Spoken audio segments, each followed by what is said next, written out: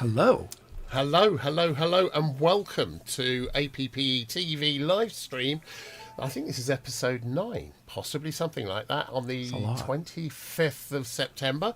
We're here with the wonderful Kyle, my colleague, Eric Addison, and of course our special guest, Carolina Rizzotto. And the reason Hello. Carolina's here is she's been doing a series on YouTube. She has a fairly glittering and wonderful career that got her to this point. So we're going to be quizzing her about the videos she's done. She travels the world crafting stories. She's an editor, director, DOP, teller, and of course she's Brazilian, which is wonderful. She's living currently in Spain. She also lives in New York. She's traveled all over Europe. And we'll have Kyle tell you more Well, no, about I that want to hear from you, momentarily. Carolina. Why don't you tell us about? Why don't you give us the 411 on you? I mean, really. Sure. First, thank you so much for having me. What a pleasure to be amongst the best nerds in town. I am Carolina. Nice to meet everybody. So I was born and raised in Brazil, but at the age of 18, I had the opportunity to move to the United States. I got a scholarship and a job working at my university. But I actually started working at the age of 16 with photography. My career in the US quickly evolved as well into videography, video editing. Wherever there was an opportunity to learn, I said yes. And that's how I've developed throughout the years, skills as a director, videographer, editor, assistant editor, sort of colorist. I won't say I'm a colorist because I respect it too much. But I've literally been on every position on a film set. I've worked in commercials, music videos, short films, feature films, TV shows. I've worked with brands like Prime Video on the TV show Fallout as a production manager. I've covered the US presidential elections when I worked with journalism, when I was 19 years old, filming and producing. So yeah, I have a really vast resume, and I've also worked with some of the biggest YouTubers in the world, like Mr. Beast. And now I'm doing my thing. That's it. I have a question. In all of that, you did not once mention being the talent. Yeah, it's true. So I was now you always are. behind What, camera. and which is what this show's all about. Like going from a tech to a creator. Wow. Well, we're going to so I come just- to that. Carl, do you want to give Yeah, us a so quick overview? I'll of just what give you the lowdown on the show. We're going to do Changing World of the Editor, which is the job economy to the gig economy to the content creator economy from Carolina's perspective. Tech versus heart. Does tech get in the way of telling a story?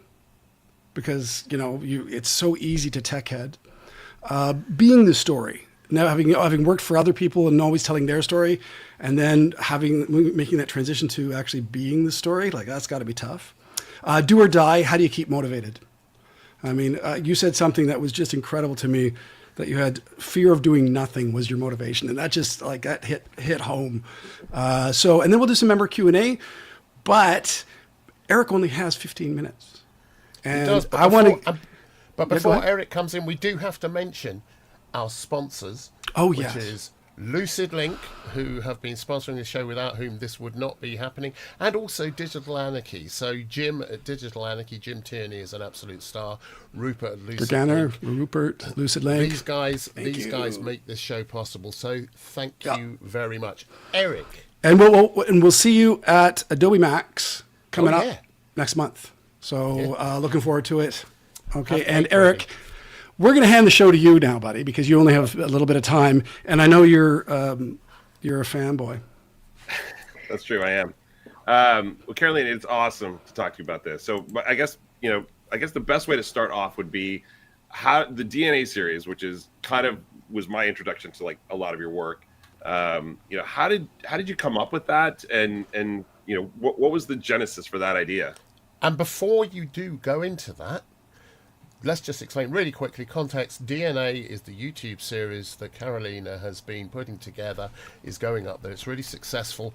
We can even show you the very moment that Carolina actually came up with this idea and decided to go and do it. So I'm just going to play that for you now. It's a minute long. Then we're going to come back for your answers, Carolina. Let's get right to it. I don't know if this is real. I don't know if this is going to happen. I don't know if I'm ever going to use this video, but I was just in my room doing some testing with Adobe's new artificial intelligence on Photoshop, and it's amazing. And I was doing that on some travel pictures. And then I was looking at my vision board, which I started this weekend, and I'm like, damn, this vision board only talks about traveling and breaking the rules and seeing beyond. And why am I not traveling right now? Why am I based in New York? Like, why don't I do something bold? Why am I overthinking content so much? I don't know. There's an element that's missing. It's something that I need to see. It's something that I need to experience. And I don't think it's here. I think it's out there. And a part of me doesn't really know exactly what I want. But then I look at this globe that's right next to me, which I bought last year to remind myself of how big the world is and how much I want to see. Why am I not traveling? Yeah. And that's the question. That's the question. Well, Oh my. thank you So for cool. introducing the project. Yeah, so for those who don't know, DNA is the name of the project I did. It's called Discovering New Ancestry. I traveled for 8 months by myself to all the countries I have DNA from. That moment really was real. Because I even filmed with a little GoPro that I started testing because they wanted to try to get people to vlog on GoPros. And so that's why it's not even the usual camera that I use, but I just felt like that moment was important. I was feeling incredibly, I think, disconnected from a human level, from the people and the experiences around me. I think moving to the United States and living there for 8.5 years is something that has made me into a massive workaholic. And I'm very grateful because I wouldn't have had any of my experiences if it weren't for the United States. But it's definitely, you know, there's a price to pay to work every weekend for so many years. And so I had a great portfolio, great resume, awesome network, that I was feeling really disconnected from myself and from the people around me. I felt like I wasn't building community. And so I started reflecting on how I got to that place. And I started thinking of what was really important to me. And I was like, well, my family is really important to me.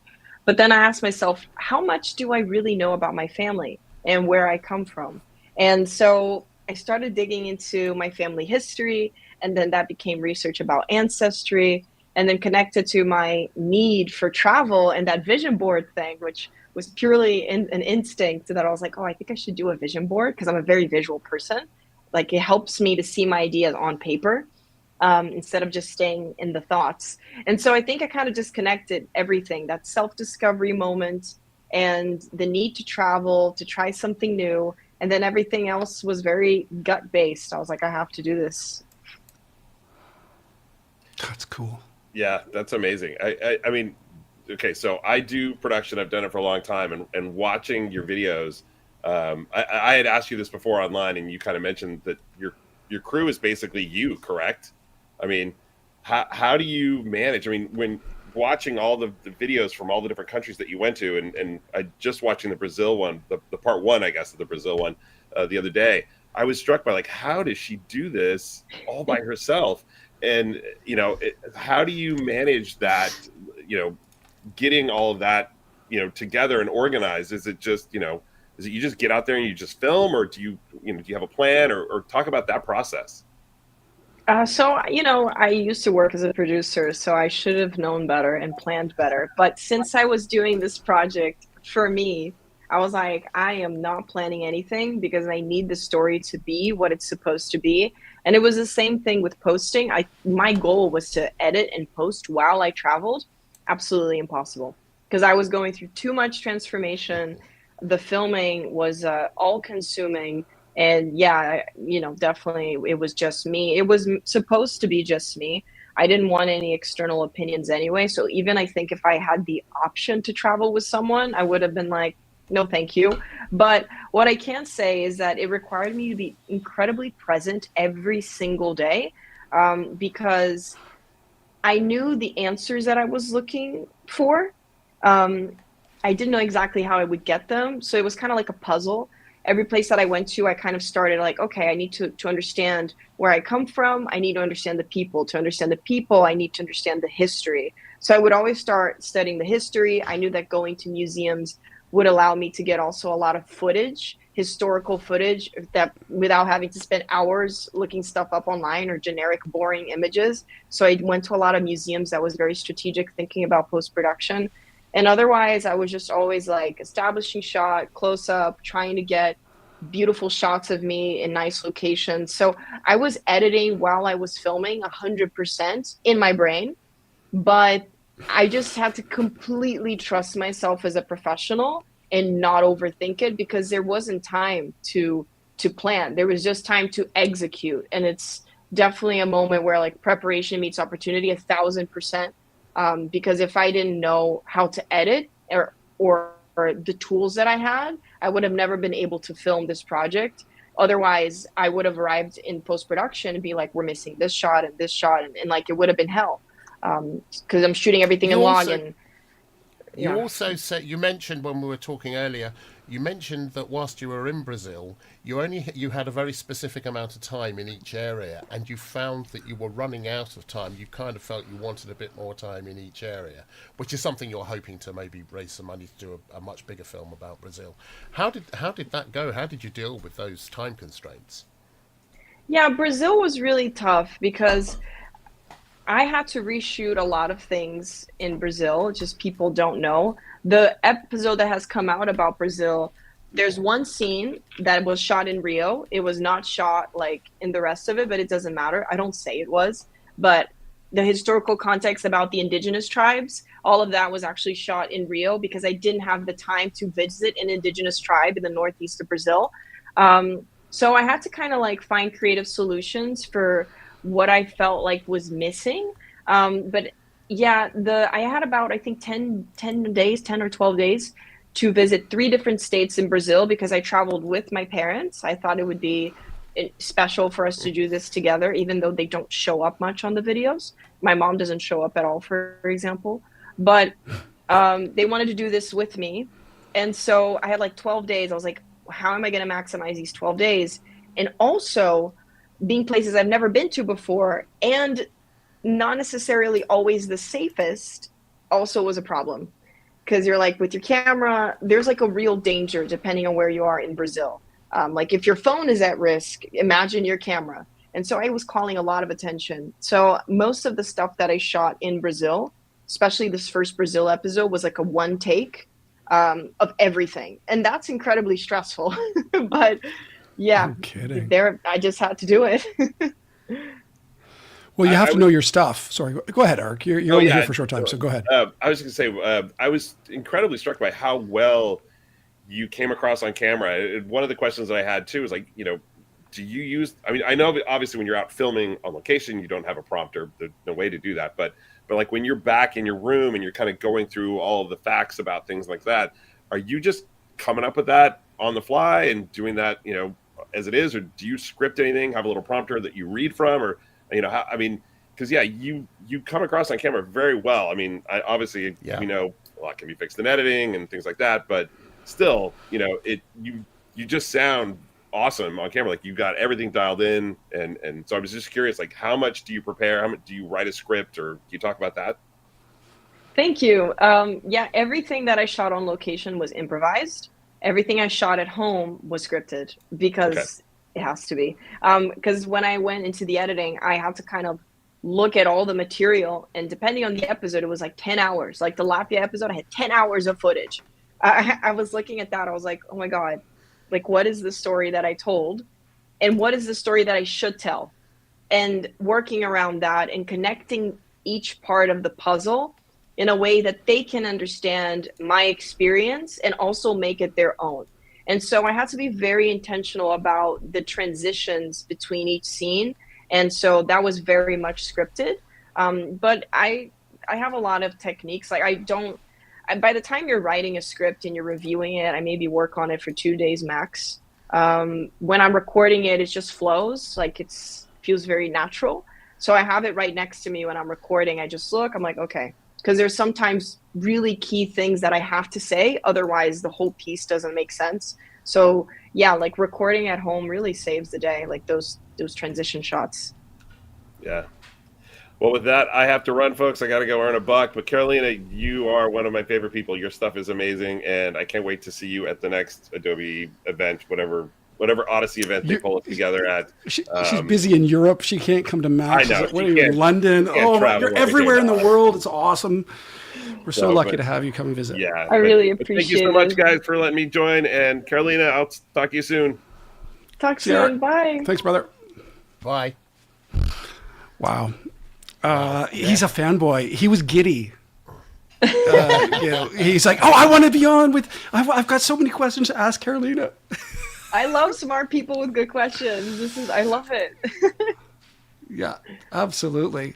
Wow. I just got to say, how brave of you to put yourself on camera too. Like, yeah, you're going into dangerous, potentially dangerous or like volatile situations that you're at least confident and can handle yourself clearly.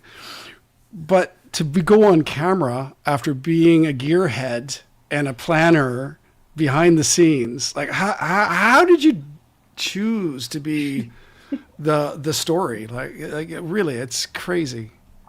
I'm a very purpose-driven person. I always knew it was going to be important to learn how to operate behind the scenes. So one day I could do my own projects. I always had that gut feeling. And so there just came a point that I was like, I'm the only person who can tell this story. I am the one who must tell this story. It was kind of like that. It's not that like, oh my God, I need to be in front of the camera. Like it was never that. It was just like, this is what I'm meant to do. And I really think that this is what I'm best at. So it's like, I learned all these skills and it's nice that I know them and that I can do these projects by myself. But I know that one day, like there's a million better editors than me. Like I'm a great editor. I'm not going to take that away from myself. Right. But I know that there are many better editors, sound designers, videographers. And so I do all these things so I can like create a platform for myself and for my voice at this point. So I think that's what I'm meant to be doing. So, but I didn't know, like for a long time I resisted. I would post videos on YouTube and leave because I love the behind the scenes world as well. I think it's awesome and I do miss it, but it's kind of like I would be lying to myself into what I know I'm meant to be doing if I kept just doing that. So I was like, it's time to bet on myself and see this through. Christina Steele is in the chat as well. She's watching. She's subscribed. Hi, we should get her Christina. on. She's also Hey. an awesome editor and tech. She knows more about stuff than I've ever possibly will know. She's probably forgotten more than I'll know. She's an amazing person. I know that she and you would have a lot in common in this regard, and I think I'd just like you to expand a little because most editors and most people behind the camera are used to doing everything they do to serve the person on camera, the person presenting, someone telling the story. And I know we tell the story in our own way using the footage that's there, but we do it in service of the story that's being told by someone else. So when it came time for you to be in front of the camera, how natural did that feel to swap those positions, to say, there's no one else can tell this but me? How natural did that feel? How did that feel for you? Was there any resistance? Zero resistance. I've been recording and seriously, I've been recording in front of the camera for like for a long time. I think for like 10 years. I started on YouTube doing videos about New York City because I was in love with New York and I wanted to share my passion. And then I moved to LA, I stopped making videos and I started doing travel videos and I stopped again. Then I experimented a little more. So I've been like preparing for this moment, I would say, for a long time. I just didn't realize it. And I think the difference is that before I was doing things that I thought I should be doing. It's like, oh, I have to fit this YouTube format. I have to do these things or whatever. But I just couldn't find a niche where I felt like I fit in. And so I think in a project like this, where it's so vulnerable and there's nowhere to hide, it's like you're so tired, you're filming all day, you're going through all these experiences. I think it just felt very organic because also I'm incredibly comfortable with my camera. I know my equipment really well. So whenever I have to film, it's like I'm used to the presence, I'm more used to my camera than most people, I think, like than hanging out with someone, what I mean, like I mean, my camera are best buddies, but put me with a stranger, give me my camera back. Like, I'm kidding. Like, I love talking to new people, but yeah, like I know my equipment very well and that really helps. Kyle, I know, wanted to know a little bit more about what DNA actually is. So Kyle, do you want to have DNA? You mean not the not not the The series. The series. Really? Okay, so when you said to me that when you told me about the DNA project, my first heartbeat on it was that the humanity, all of us, are stronger with the diversity of DNA, and so here you are figuring out where all of your geographic profiles are, and then exploring what is in your geographic genetic code, and the stories you're telling are bridging peoples who in a world of division right now. And I really love it. I think, you're not saying, hey, come together, everyone. You're just being it. And I'd love to hear you talk about how you feel about that.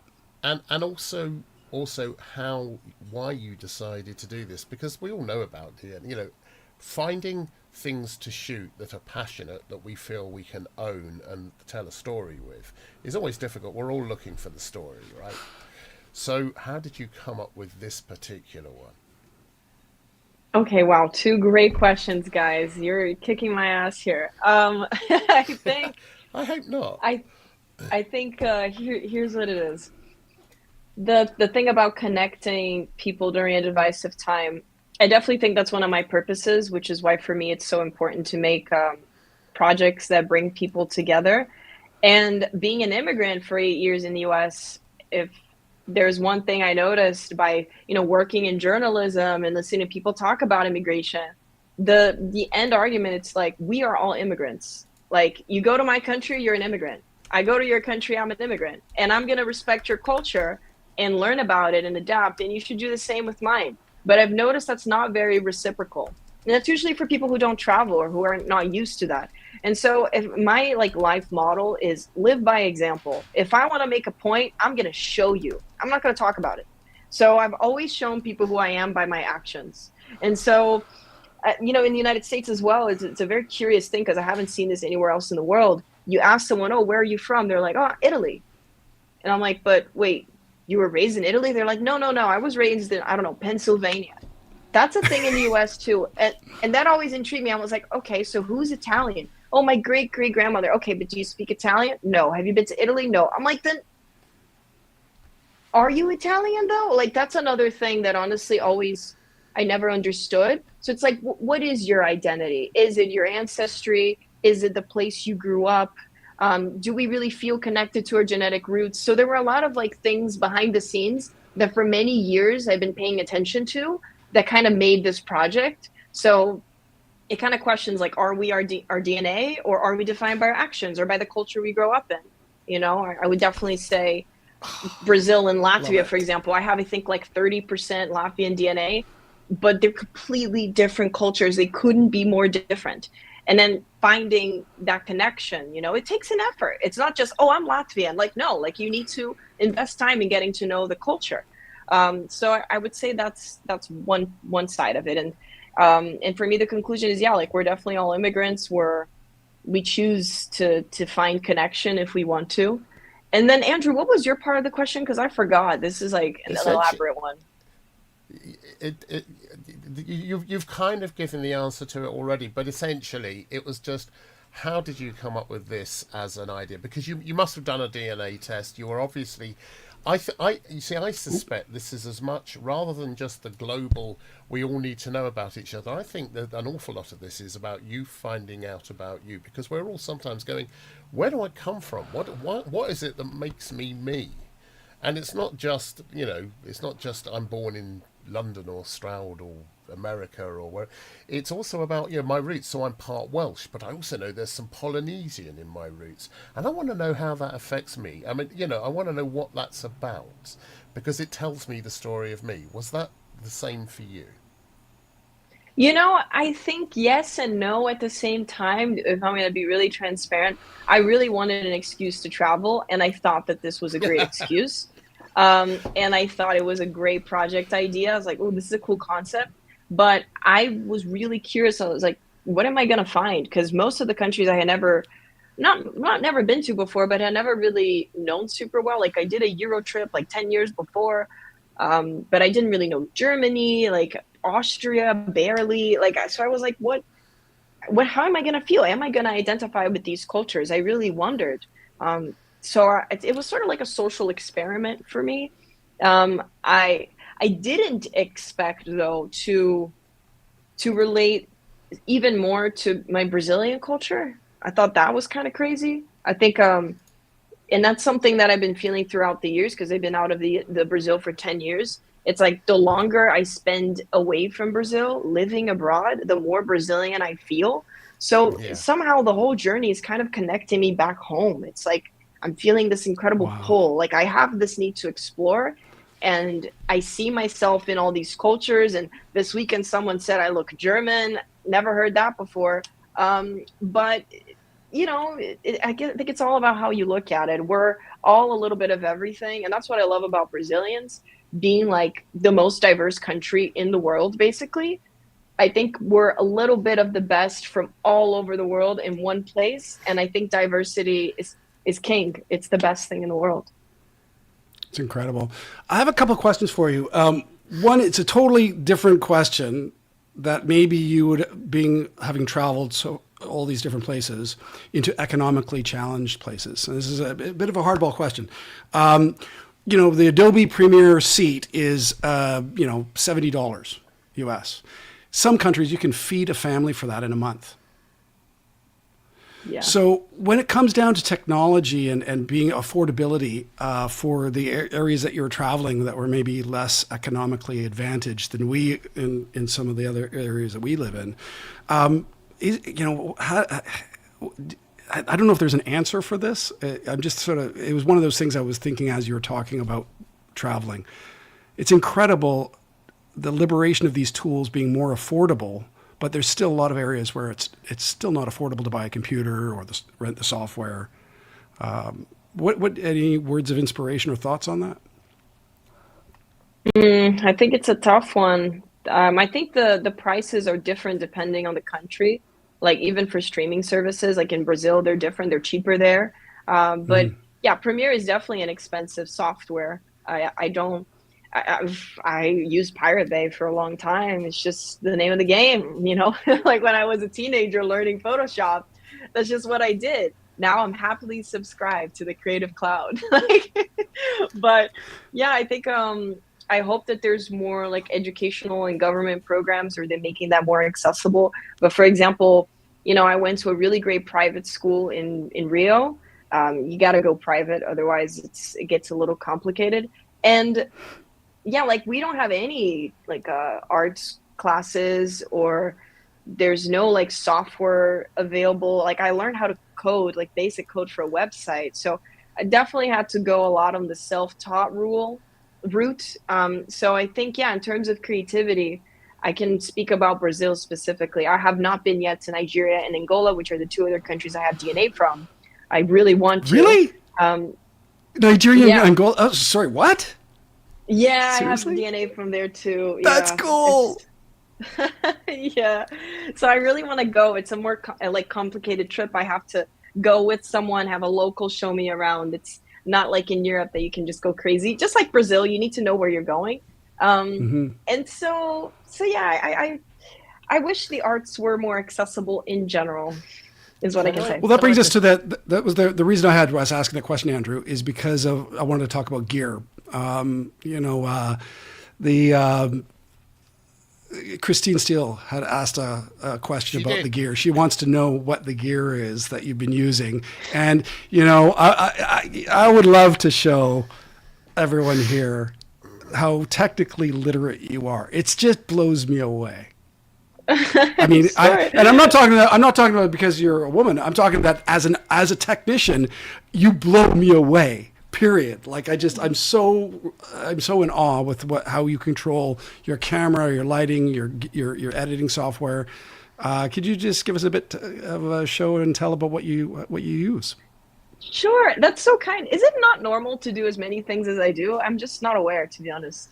I think it's becoming more normal, but you are certainly an exceptional example of people doing exactly this. I think that the trend has been towards this. So I know Christine would love to know a little bit more about this. So cameras, mics, lighting, that kind of stuff. What do you know? Yes.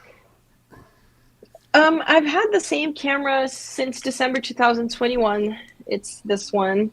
Ooh, it's the Sony Alpha 7C. Ooh, it's a little blurring here. And then I have this Rode video microphone. I use a Tamron lens. It's a 17 millimeter lens. It's a little lighter than the Sony and also cheaper, but I love Sony in general. I think their color space is great. So this is my little camera. And then I also use this other lens. It's 35 to 150 millimeter. It was sold out for like a year. Crazy. But I was one of the first How much people was to that? get it. 1,800. That's good So, price for yeah. that. 17. You said what was it? 17 to 120. 35 to 150, and it's 2 35 to to 150. 2.8 aperture, which is incredible. Yeah. Wow. So it's pretty That's fast. why the industry went insane, because then at nighttime it also looks beautiful. Both of the lenses are like the wide lens. It's a 17 to 28 2.8, and then this one is a 35 to 150 2 to 2.8. Just an amazing range for a travel creator. Those are the only lenses that I used. I recently bought a drone, but I did not travel with the drone at that time. But I did use another microphone, the Rode Wireless Go 2. It's like two little lavalier microphones. You can stay at an incredible distance with them. And what I would like doing is using the zoom lens, zoom in. I would put the camera on my Gorilla tripod, which I'm using right now. Otherwise, I would show it to you. But I just traveled with the Gorilla tripod. It's about this big.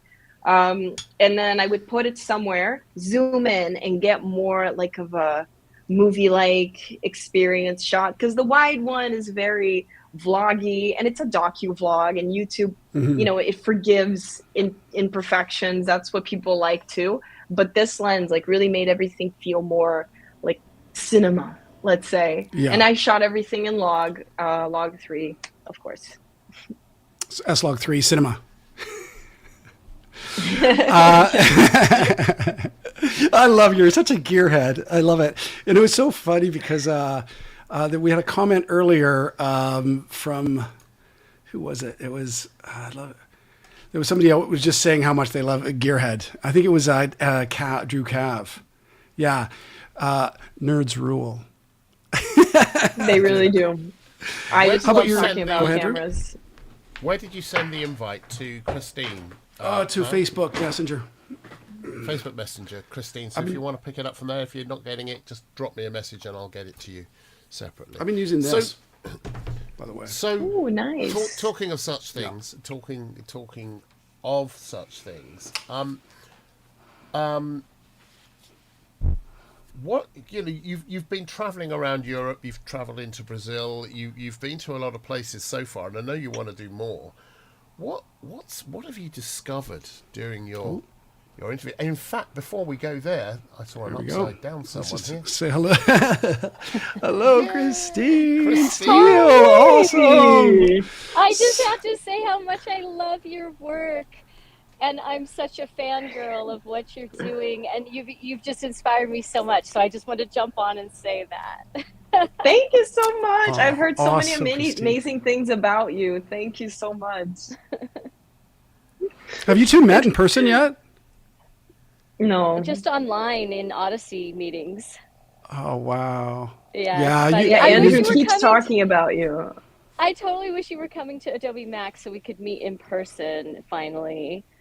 I would love to go. I haven't received an invitation yet. I don't know if it's going to happen, but I'm at peace whatever happens, to be honest, because I really want to go to Brazil. I But- know. I really But I would love loved- to I re- go. I really loved this recent episode, and you do things that I feel like are so it's like natural, but it's also so educational and fun at the same time. I love, okay, I'm probably gonna slaughter the way you say it, but like I love little segments you put in, like I think you call them fachingas, like the little ribbons that people Fachinhas. yeah, Yeah. where it's like things like that, where these little cultural tidbits and that are like a fun way to tie together not just your heritage, but like the history of that place, the African and Native and European connections. And just the way you showed all that was so inspiring. I loved what you did. It's also really fun that you shared what equipment you're using, because it's hard to imagine for some of us that have been gearheads and in the behind the scenes doing a lot of production and post where we're not on camera, we're behind the camera. It's hard to imagine how you're turning it around and utilizing your gear all by yourself. You're being the host, you're being the director, you're being the editor. And, you know, it isn't, I wouldn't say it's as unusual these days for people to do that, like you guys were just talking about, but it's still, you're doing it so masterfully without necessarily hiring a crew and dragging them along to your, you know, on your personal journeys. And so I just wanted to say it looks amazing. It's really fun and entertaining. It's super educational.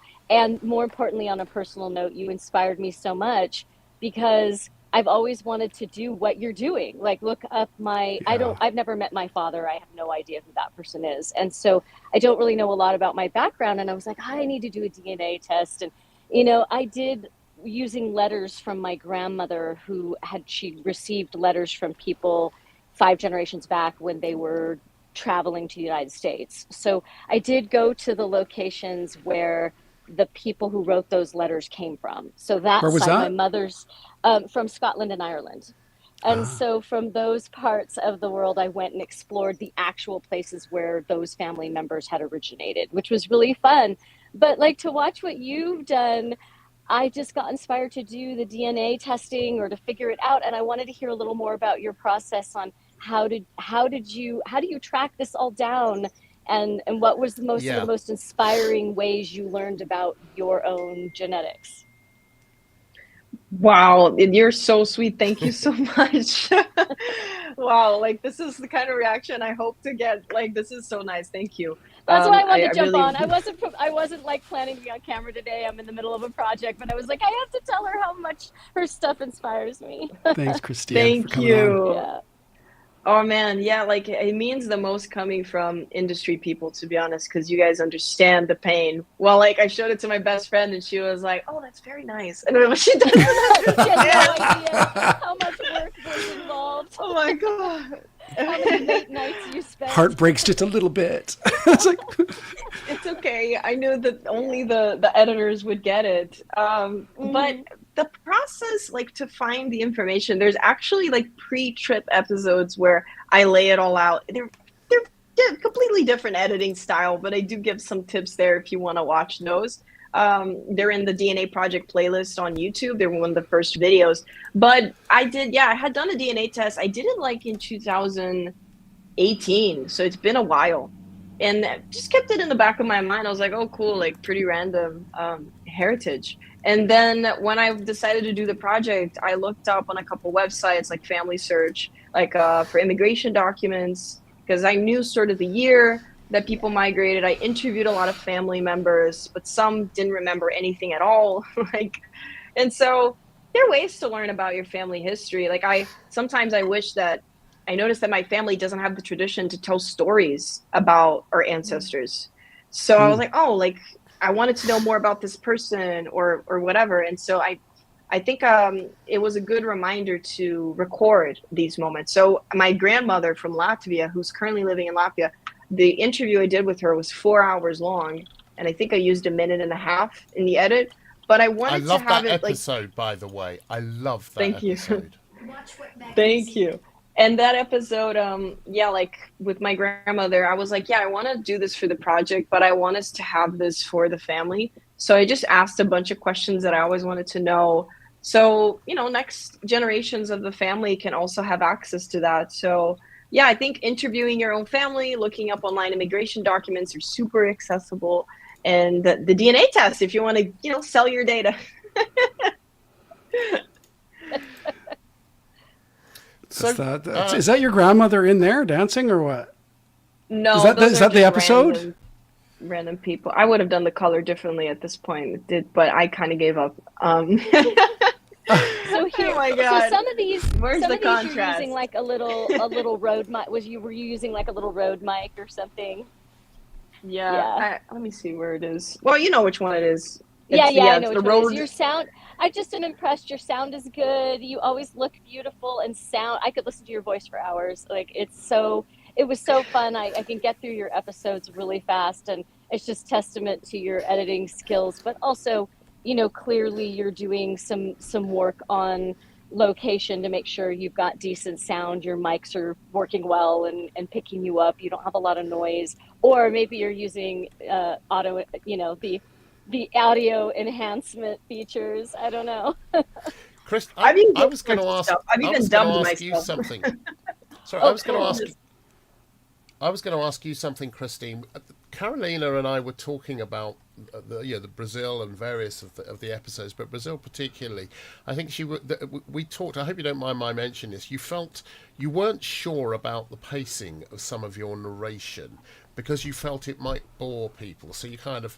You said you felt you rushed through it.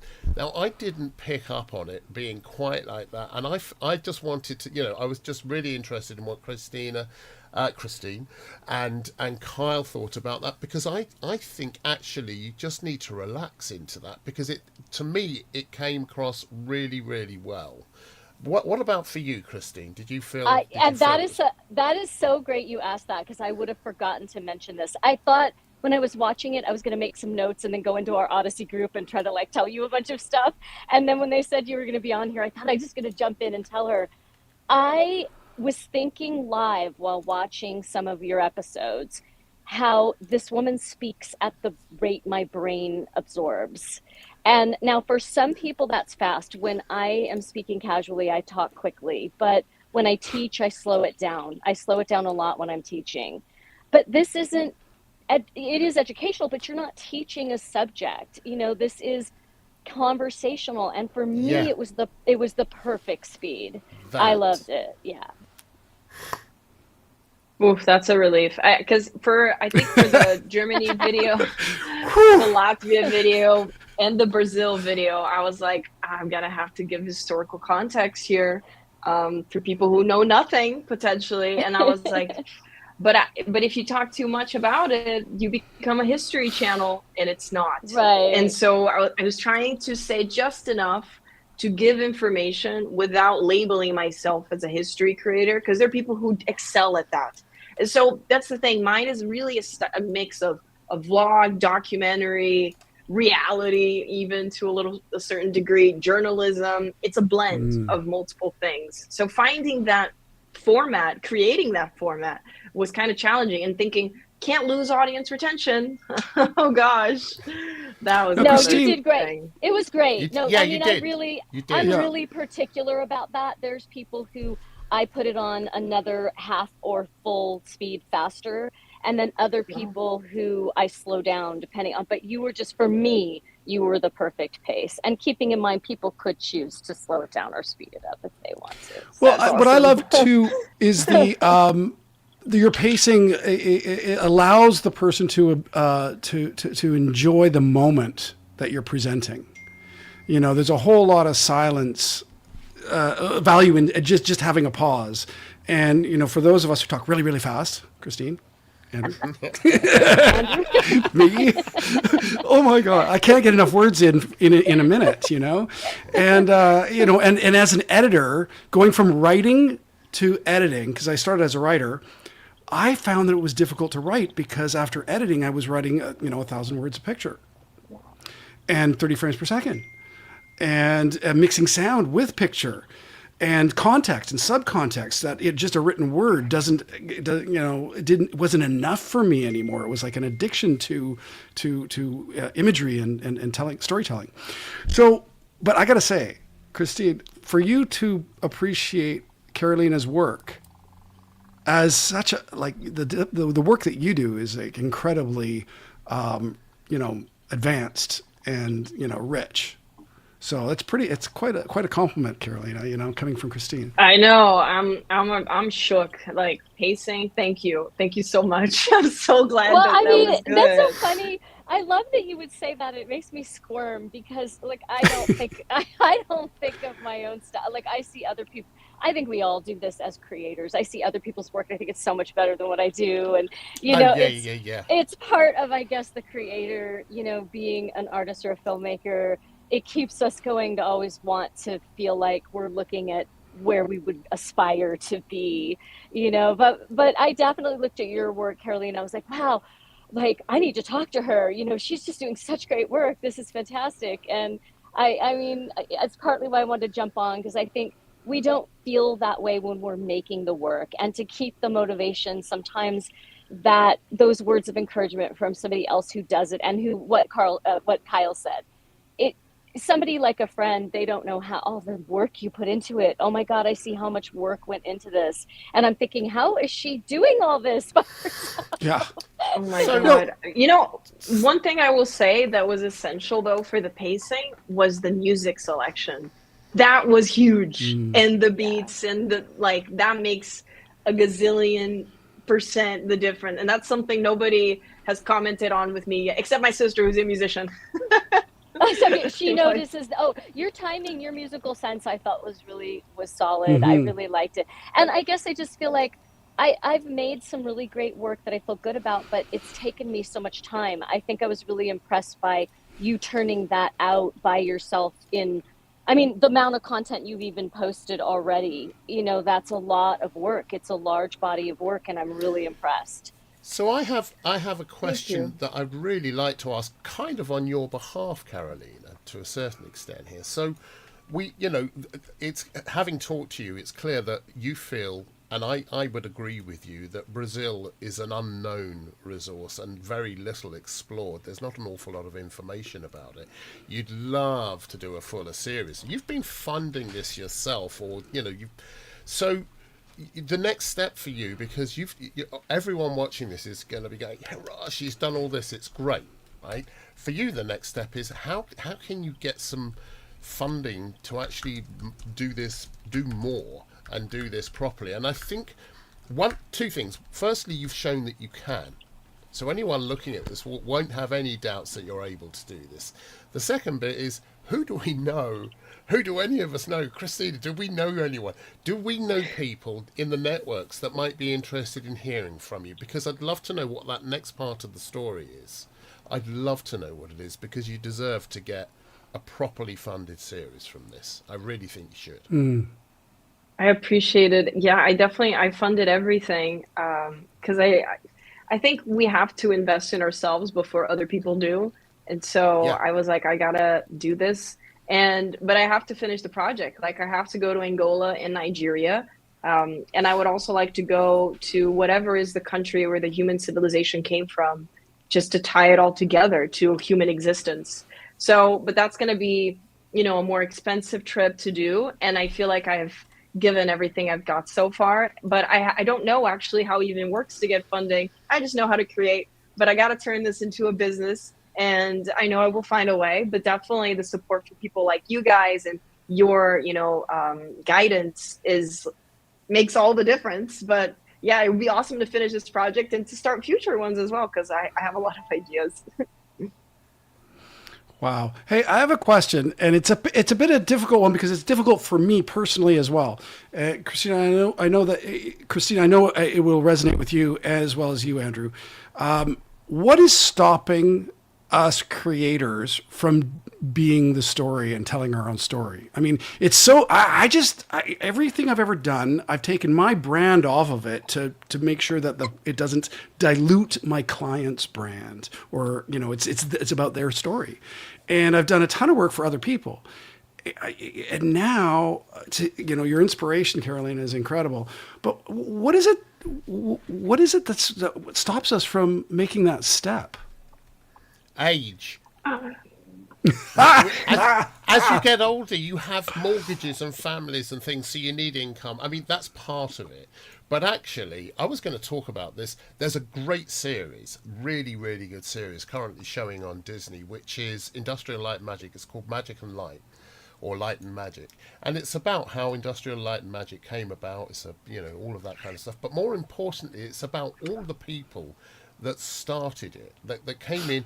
all of them were complete. They didn't know anything other than they wanted to either make models or work with computers, and they wanted to make films and tell stories. They really didn't care about the money. They found a way to make it work. They got paid, but that's not why they were there. And I think the answer to your question, Kyle, for me is it's about saying, okay, what I need now is time, nothing else, and I just need to get down to it. Carolina, I don't think you realise how much of an inspiration you've been to myself, Christine, and to Kyle, and to Eric. It really is inspiring because we've seen that you've done this. I mean, I'd love to know what you think, Christine. Yeah. I think it's exactly what you just said, that Carolina, you don't realize how inspiring it is that you got off your butt, you used your own funds, you had the courage to film yourself, to script yourself, to put it all together. The entire thing you're doing is what a lot of us fantasize about wanting to do, and not just us here on this call. What stops us from that, though, all over Christine? the world, What stops us from doing that? I mean, they're all, what do they say? You have excuses, I have reasons. Like, everyone has their everyone has reasons. And it may be a little bit like for Andrew, it may be true. Like, there was a period of time where I had kids living with me and, different things where you weren't going to just run off and go traveling. But there's certainly been plenty of times in my life where I could have done exactly what you're doing, and I haven't done it, which is why I look at someone like you and go, power to her, on. Big time. Boom, boom, you're doing boom. it, you're amazing. And we feel that way. Now, some people get jealous, but that's also a really important thing to look at. If I'm jealous of something you're doing, I want to be doing that. That's like... Also a compliment in a weird way, but I didn't feel jealous. I just felt like, oh my God, she's amazing. I totally love that she's doing all this. I did mention, because I know we're saying a lot of lovely things about you, Carolina, but the truth is, and it's uncomfortable sometimes. You're here to be grilled. And I did say that I met her in Amsterdam, and when I met her in Amsterdam, she does smell of hedgehogs and elderberry wine. So it's not all good. It's not all good. Okay, so I have a question. Staying motivated, right? Because honestly, after doing a full day's work for a client, and really putting all of our creative juice into, something that's strong for someone else, and then trying to put our hat on for ourselves, fund it, Carolina, too. Like that's so. So one of the things, bringing back to what we started at the beginning, you said something to me that was so great. It was fear of not doing something. Like what? Could you tell me? Well, do or die, staying motivated. Do you have any tools, or what do you do to keep on track and keep going forward with your own story? Damn. I mean, I think I live with a tremendous sense of urgency. I'm like so grateful to be alive, to have the opportunities that I do. I don't want to waste a second. I don't want to look back and have any regrets. And knowing how many things I've done at a young age, I'm like, what else can I do? Like, I want to keep expanding. I want to keep doing more. But I've always taken life very seriously, especially my job. Also because there was a lot at stake, like you move at 18 to the United States, like you're having to pay the bills, you're having to do all these things. You have to prove every 3 years that you're worth staying in the country, and your resume needs to keep growing. So there was a lot of pressure. I really had to excel more than the average person in order to stay in the United States. And I knew that going to Brazil at that point in my career would be very limiting, because in Brazil, yes, they have opportunities, but you can't even compare to the US. The US, there are small production companies. And it's like Globo, what is it? TV Global? TV Global, they're one. It's like the one. We wanted to do a film there, and they were like, sure, you have to pay us $1 million. I'm not joking. It was like $1 million. We made the joke for weeks. And it's like, you can't get in. I think you made the right decision to just be independent.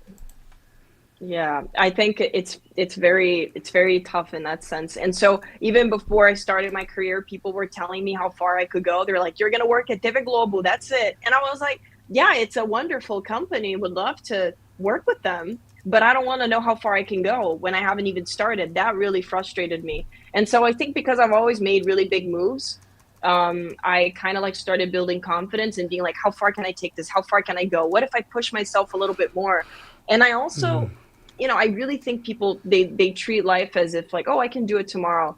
You can't. You can delay things forever. Like you need to decide, I'm going to do this. And it took me 2 years. You know, like I started filming September 2023.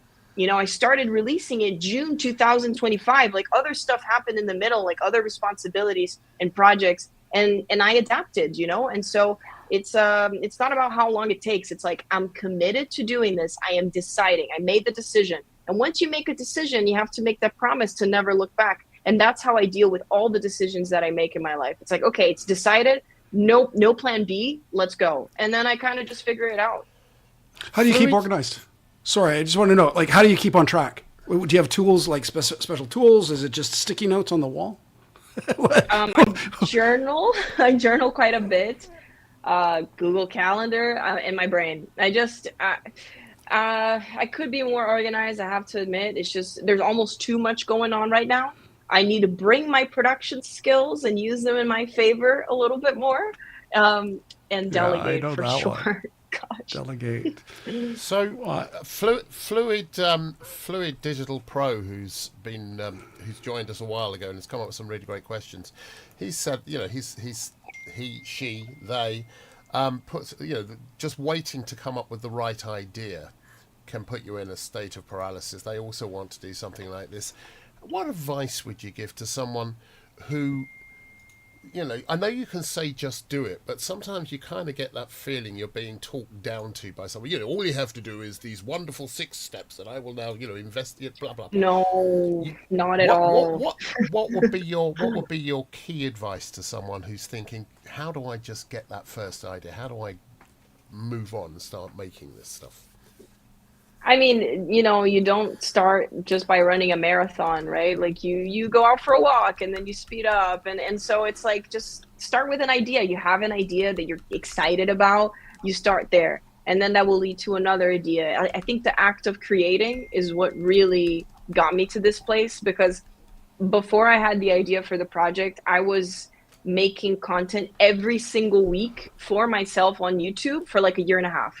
I was doing it every week, always trying a new idea, seeing how people react, seeing how I felt after making that. Because sometimes I was making stuff for the algorithm and it was getting traction. And I was like, but wait, if I become popular based on this, I'm going to be stuck to this format that has nothing to do with what I want. Yeah.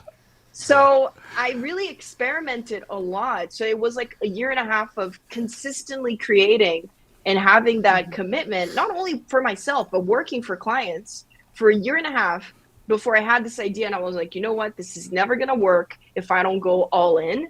And I was like, and now is the time. And if you invest in yourself, other people will. If you protect your purpose will protect you. So you just have to start moving, and then just don't look back. Just keep going. and have a really honest conversation with yourself about what it is that you are passionate about. What it is that really makes you, you know, it's got to be something you believe in and that you want to drive forward. If you don't believe in it, anyone can make music. You know, on apps you can make music. You can make generative AI clips. You can do stuff which will be popular, but they're not necessarily repeatable. So it's finding the thing about you that's passionate. Fluid Digital Pro, find your passion. Find your passion. I would say that one of the questions that I ask when I'm talking to an alpha personality CEO and I'm interviewing them, you know, somebody who's really like famous or big, I'll always say, what gets you up in the morning? Like, you know, because that little, and it's a warm-up question. It's not really a question for the interview. But it gets them thinking about the catalyst that is who they are. And, you know, so what gets you up in the morning, Carolina?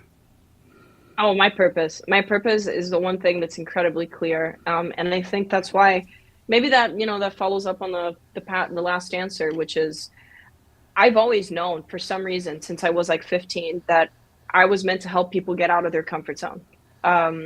And that also with time became exploring different cultures and trying new things. And I've done videos in all sorts of these formats. So I feel like I'm meant to make this impact to help people go out and do stuff and try something new and see things from a different perspective and challenge their reality and learn a new language. It's just like, you're curious, follow your curiosity. It's like there's no reason not to. Like, you don't have to follow the life path that you were told to follow. Like, you can make your own rules. And so my goal is always to empower people to understand you can build the life you want. You can choose the direction you want to go in, and you can learn about these possibilities by learning about different career paths, which is what I was doing on my podcast, No Ducks Given, And it doesn't or take traveling. So it goes. And it doesn't take a huge amount of money or any money necessarily. The one thing I know from the George Lucas, the magic thing, and from all the people I know around the world is, if you don't have the money for the big subscriptions and the hugely expensive cameras and all the computers, you find a way to do something that's cut down, but you find a way to do it. You find a way to create. Start creating. Start creating with anything. Pen and paper. So pencil and paper. Can I ask? We're hit the top of the hour. Christine, just hang on. Hold that. We're just going to ask in a second. But I just want to say, we had planned to have Carolina show her editing gear and a bit of a process. We're going to do another episode, I think, because I would love to really dive into what your storytelling process is in post-production. It's worthy of its own episode. And, I think so. we had planned to come to it. We'll come to it next time. Christine, you were going to say? Yeah. Oh, well, I was going to ask Carolina, like when you were talking about being purpose driven and, your purpose is what drives you. I just wondered, did you intentionally ever sit down and write down what your purpose is? Did you spend time figuring out your purpose? Because I think, that previous question for people who are saying how do I get started? I think you nailed it. It's figuring out what your purpose is. But I'm curious, was it just a feeling or did you really get specific? I Did think you see it was the video both. at the beginning? No, by the way, I don't think she. did you see the video at the beginning? We see the moment when Carolina decided The to actually catalyst go moment. traveling. We'll play it again. We'll do it on the next episode. I guess I meant more in general when you're talking about, your purpose is to challenge people. And I think that's bigger than just this one episode or this one show even, right? It sounds like this is something that you've decided for your life, which helps keep you on course, is what I'm understanding. Is that correct? 100%. I think I noticed it when people started telling me that was the impact I was making on them. Just like friends, like a high school friend, I'm motivating him. I'm giving him a little pep talk. I'm 16 years old. And then he comes back to me a few months later, that thing you said, you really helped me getting me out of my comfort zone. I was like, oh, so someone else said it back to me before I knew what it was. So it's there are little signs everywhere, right? And okay. I mean, I just heard why your stuff touches me so much, because essentially what's happening, what I'm hearing is that you're making these things for us. Yeah. You're making these things to help us, to show us or challenge us. I think that's what's happening, is because you're saying your purpose, even at 16, you knew what to give to somebody to inspire and motivate.